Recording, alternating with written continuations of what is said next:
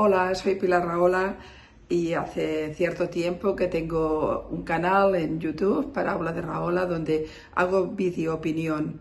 La inmensa mayoría son opiniones hechas expresamente para el canal, pero como también tengo trayectoria en diversos países en algunos temas, muy a menudo me hacen entrevistas o doy conferencias y donde yo doy mi opinión.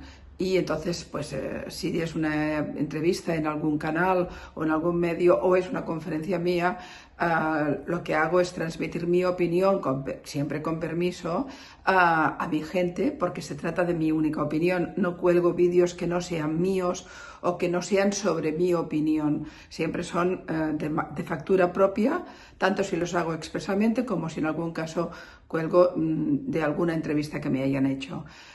Quisiera saber si esto se puede resolver, la información que me han enviado de que no puedo monetizar. Por supuesto quiero monetizar porque quiero hacer más vídeos.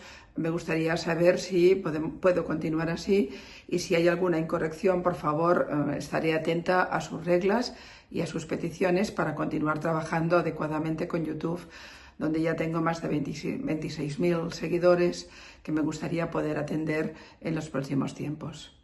Muchas gracias.